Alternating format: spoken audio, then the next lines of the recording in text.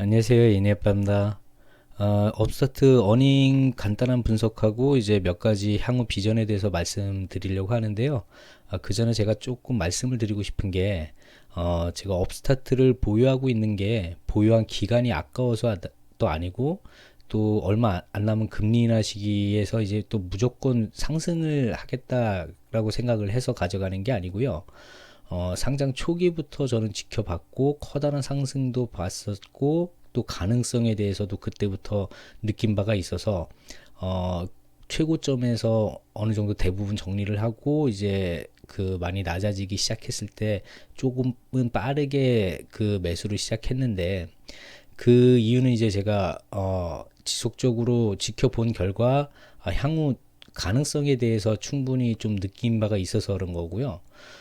그리고 또 아마도 이제 한두 분기 안에 기존에 이제 신용 대출만으로 이제 그 성장을 했던 업사트가 금리 인하기에 맞춰서 그 자동차 대출도 안정화되고 또 주택 대출 데이터도 그때부터는 이제 어느 정도 그 의미 있는 데이터가 나올 것이기 때문에 그거를 지켜보고 1, 2년 정도 더 지켜본 후에 그 안에 뭐 또 정리를 하게 될지 아니면 지속적으로 가지고 갈지를 이제 정하려고 저는 계속적으로 보유를 하고 있는 건데 제 지난 영상에서 보니까 그 30달러에 물려서 고민이신 분이 계셨어요. 또 그렇게 말씀 안 하시고 제가 몇 번 좀 맞췄다고 해서 이렇게 따라서 사시거나 그러셨던 분들이 좀 있는 것 같아요. 근데 그게 그 다 같은 시점에 사고 팔면 안 되는 거거든요. 제가 KBR의 데이터 그 등급 안정화된 걸 보고 그 29달러에 그 매수를 했는데 그걸 보고 따라가신 건지는 모르겠는데 어쨌든 그게 제가 뭐 맞고 틀리고를 떠나서 그 보유하고 있던 저는 그 부분에서 거의 절반 가까이 그 고평가 상황에서 다 매도를 한 거를 어느 정도 그 평단을 낮추기용으로 생각을 했기 때문에 무조건 저점을 최저점을 잡겠다. 이렇게 하다가는 저는 그 물량만 잃어버릴 수 있는 그런 위험도 있기 때문에 어느 정도 적당하고 그때그때 이유가 있어서 저는 그때 사는 거였지, 신규 매수하시는 분들은 그거보다는 조금 안정화된 뒤에 사시는 게 맞는 것 같고요. 그리고 제가 그때가 8월 달이었거든요. 그 KBR의 데이터, 등급 데이터 나온 게. 그리고 9월 달 이후로는, 주가가 더 낮아졌는데도 안 산 이유는, 그 영상을 뭐 꾸준히 보신 분들은 대부분 아시겠지만, 그 KBR의 데이터 그 유동화가 10월 달에 있었잖아요. 그 3분기 전체 동안 단 한 건도 없었죠. 그걸 보고서 제가 어닝 예상에서 영상 남겼듯이 20달러 밑도 지금 아마 오늘 발표된 각종 지표들이 좋아서 당분간 또 뭐 슈스퀴즈가 나와서 좀 크게 올라갈 가능성도 있겠지만 그게 뭐 아주 과도하다면 또 지난번과 같이 또 1, 20%, 2, 30%또 어느 정도 매도를 하고 다시 또 그 기다릴지도 모르겠는데 중요한 거는 그 업스타트 자체가 그 부분은 제가 뒷부분에서 다시 한번 설명을 드릴게요. 일단 어닝콜 이제 뭐 보신 분들 다 있으시니까 간단한 내용 중에서 몇 가지 설명드릴 부분만 좀 짚고 넘어가겠는데요. 3분기 미국의 금리가 역대 최고였다. 이거는 채권 금리가 그 5%라는 거는 이게 많은 분들은 좀 초보자분들은 잘 모르실 수 있는데 지금 현재의 그 4% 중후반 금리도 굉장히 높은 거지만 5%가 넘어간 그 시점에서 그게 조금 중장기로 만약에 넘어가면 그 5%를 유지하는 기간이 그러면은 작년의 저점보다도 더 심각한 사태가 나타날 수 있었던 부분이거든요. 그게 이제 어쨌든 지금 현재 안정화됐기 때문에 다행이긴 한데 지금 그냥 그 부분 때문에 업스타트에서는 이제 그 금리 영향으로 굉장히 안 좋았다라고 얘기를 하는 부분이고요. 뭐 자동차 대리점 는 것도 있고 뭐 주택대출 부분이 이제 4개 주에서 추가 시작을 했는데 몇 주 안에 또 4개 추가, 그럼 총 8개 주에서 시작을 하는데 이 부분이 이제 내년부터 본격적으로 이제 좀 시작이 될 거라고 보여지거든요. 그러면 내후년 정도부터는 의미 있는 데이터가 좀 나올 건데 내년에 그 늘어나는 그 금액이 크게 도움은 안 되겠지만 어쨌든 어느 정도 비중을 차지할지도 좀 지켜봐야 되는 부분 중에 하나고요. 그다음에 모바일 앱도 출시했다고 하는데 요거는 글쎄요, 이것도 내용을 봐야지 좀 짐작이 될 것 같고요. 그다음에 제휴은행들 예금률이 지금 제가 그 소파이가 예금이 꺾이지가 않고 굉장히 계속 상승을 하는데 절대 다수의 미국의 그 몇천 개의 은행들 중에 절대 다수가 지금 다 예금이 감소하고 그 뭐 유명한 거로는 알리마저도 지금 예금이 감소하고 있거든요. 소파이랑 약간 비교가 되는 은행이었는데도 불구하고 그렇다면 지방 은행들은 예금이 좋을 수가 없죠. 대형 은행 몇 군데 빼놓고는 다 예금이 정말 안 좋기 때문에 대출 여력이 별로 없는 은행들이 많기 때문에 이 부분도 유동성에 제약이 있었다라는 말이 맞는 말이고요. 그 다음에 이제 올해 초에 그 저 불장 시에 업스타트가 제일 많이 그 4배, 5배 오르게 했던 그 지금 기관 자금 있잖아요. 그게 20억 달러 중에서 지금 한 뭐 10몇 프로, 20몇 프로 요렇게밖에 지금 소화를 못했고 지금 얼마 안 남았잖아요. 올해가 이게 기간이 24년 초까지인 걸로 알고 있는데 그때까지 소화를 다 할 금액이 아니죠. 이미 남은 금액은 다 소화를 할 수가 없는 상황이고 중요한 거는 이제 그 내년에 그거를 뭐 연장을 다 할지 아니면 뭐 금액을 조율해서 늘릴지 줄일지 그 부분이 또 중요한 부분인데 그거는 그냥 노력하겠다 이렇게만 얘기를 하더라고요. 그 부분도 내년 그 다음 분기나 다다음 분기 안에 제일 중요한 부분 중에 하나라고 생각을 하고요. 그 다음에 또 이번 분기 요거는 케이안님께서 그 저 댓글로 남겨주셔서 그 궁금한 점 그 제가 댓글을 달아드리긴 했는데 여기서도 나오거든요. 다타가 얘기한 게 이번 분기 순이익이 예상보다 더 많이 안 좋았던 게 대출 상각을 그러니까 원래는 뭐 90일, 120일 이렇게 기준이 있는데 그거를 조금 일찍 진행시킨 부분이 있었다고 해요. 그 부분 때문에 지금 이 마이너스가 많이 난 거고 어쨌든 지난 분기가 최악이었으면 했는데 이번 분기가 지금 현재는 최악으로 아마도 다음 분기도 지금 비슷하게 가이던스를 내놔서 그거는 좀 더 지켜봐야지 알겠는데 어쨌든 KBR의 유동화가 한 건이 있긴 있었잖아요. 그래서 한 건 정도 더 나오면 그래도 요번 가이던스보다는 높게 가지 않을까 저는 짐작을 하고 있고요. 여기서 뭐 눈에 띄는 거는 어드저스트마저도 지금 이제 마이너스로 지난 분기보다 그 안 좋았던 거 그 부분하고 지금 요 부분도 그쵸 마진율도 지금 조금 더 줄어들었죠.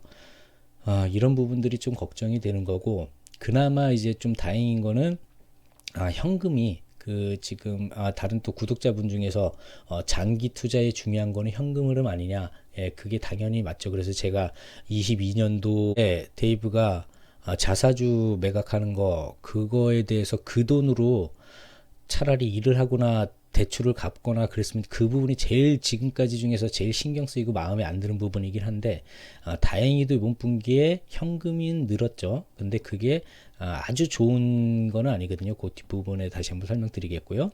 어쨌든 근데 또 보유하고 있는 대출이 또 는 거 요것도 좀 좋지 않아 보이는 부분이죠. 어쨌든 현금 는 거는 다행이고 여기서 또 지금 전환율 그러니까 대출 신청인 대비 전환율이 이제 10% 아직도 갈 길이 멀었지만 21년도까지 가려면은 아직 한참 그 더 가야 되는데 어쨌든 조금 지난 분기보다 올라갔다는 거. 그 다음에 이제 그 연체율 같은 경우에 지난 분기가 최고점이 아닐까 했는데 소폭 좋아졌다가 다시 또 올라가는 그 그래프를 보여서 약간 걱정은 되는데요. 뒷부분에 이제 또 다른 부분에서 좀 좋은 내용이 나오거든요. 한번 보면은 일단 여기 현금 부분이 늘어난 부분이 지금 요게 가만히 보면은 채권도 늘어나고 현금도 늘어나고 근데 매출이나 이런 건 안 좋았단 말이죠. 그게 어디서 왔냐면은 장기 부채에서 왔거든요.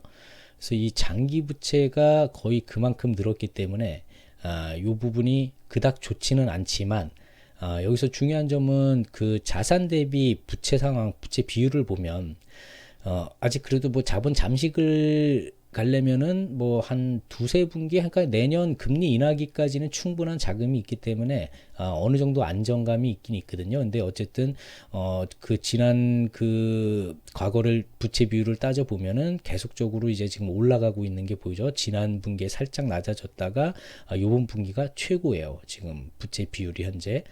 그렇다고 뭐 지금 당장 뭐 어떻게 될 그런 그 정도 수치는 아니긴 하지만 좀 안 좋은 부분 중에 하나가 이 부분이고요. 그리고 이제 케이아님이 걱정하신 게 이거였죠. 공정가치 및 기타 조정이 수수료 순이익하고 이자 소득 뭐 이렇게 있는데 왜 이렇게 많이 까지냐, 이게 요 부분이 그 세 가지, 그니까 뭐야, 그 고객이 직접 갚은 거, 그 다음에 그 연체돼서 상각된 거, 그 다음에 현재 보유하고 있는데 미실현 손실, 그런 부분을 이제 합쳐서 이렇게 나타난 거기 때문에 작년부터는 뭐 아마도 내년 초까지는 이거는 계속적으로 마이너스가 좀 어느 정도 있을 거고, 내년 한 1분기에도 이게 좀 소폭이나마 많이 좀 줄어드는 부분이 보여지면 좀 좋을 것 같아요.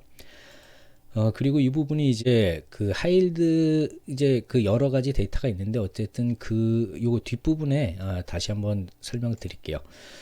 그리고 요게는 희망적인 게 파이코든 업스타트든 전체적으로 그 퍼센테이지 연체 퍼센테이지가 아주 소폭이지만 조금은 줄었거든요. 뭐 0.1%, 0.2%, 뭐 0.3%, 파이코도 마찬가지로 뭐 0.1%, 0.1, 0.2, 0.2.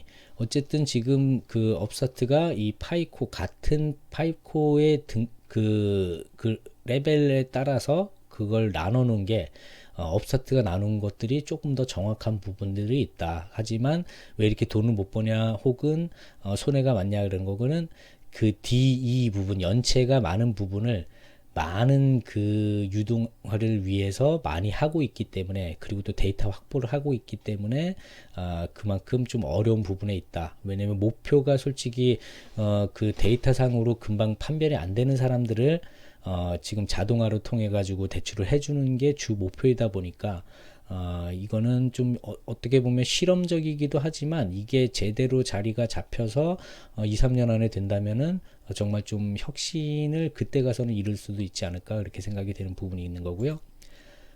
또 안 좋은 점, 뭐 안 좋은 점이 뭐 대부분인데 지금 그 작년에 그 자사주 매각한다고 했을 때부터 해가지고 그 2분기 22년 2분기부터 그 저 전체 주식 수가 좀 줄었잖아요. 계속 줄다가 지금 올해부터 소폭 올라가기 시작하더니 지금 또 이번 분기가 최고로 지금 많이 지금 그 주식 수가 늘었거든요.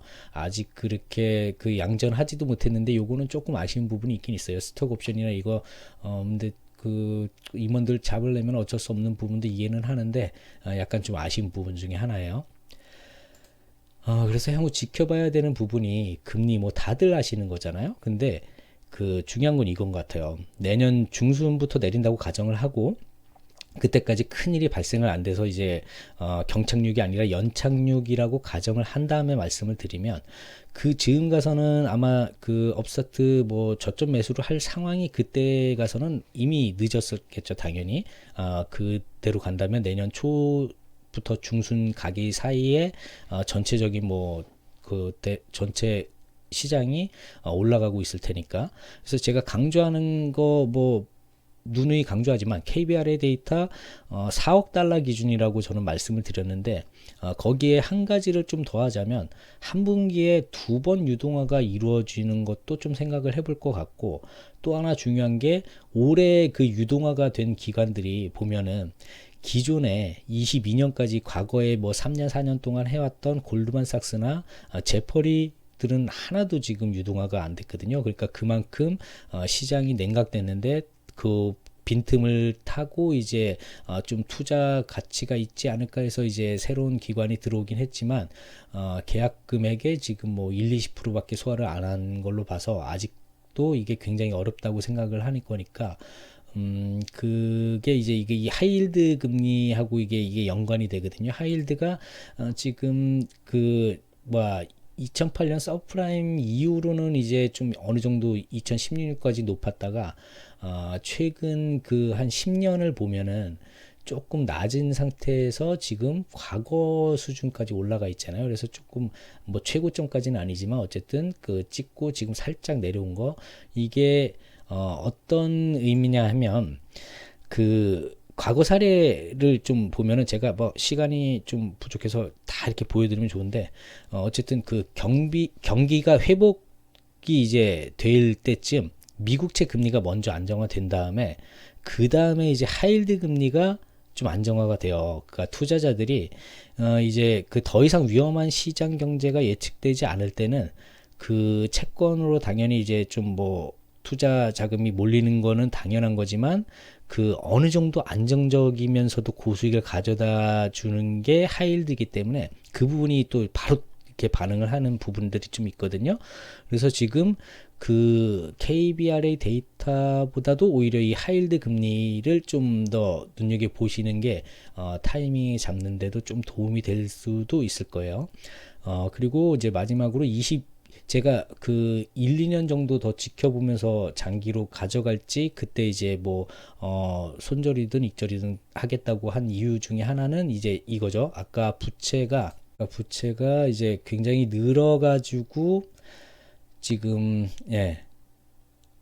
13억 달러잖아요. 지금 13억 달러의 절반이, 과거부터 뭐 제 영상이나 어닝을 유심히 보신 분들은 아시겠지만 절반에 가까운 6억 달러 이상, 거의 7억 달러 조금 안 되는 그 부분이 지금 그 전환사채로 돼 있잖아요. 그게 26년 8월 달이 만기거든요. 그래서 그때까지 그 자금을 현금도 좀 보유를 해야 되고, 성장이 어느 정도 안 된다면 그 전에, 그러니까 26년 초 중순이면은 그 어느 정도 성장세나 자금력이 보일 거 아니에요. 그래서 저는 그때 과감히 정리를 할 수도 있을 것 같습니다. 어쨌든 저는 장기로 그 투자를 어느 정도 하고 있는 부분이 있기 때문에, 제가 순간순간 뭐 저점 잠깐 맞추고 고점 맞추고 그거보다 제가 사고 파는 거를 똑같이는 마시고, 절대적으로 본인이 이제 그 상황에 맞춰서 그렇게 잘 판단하시기 바랍니다.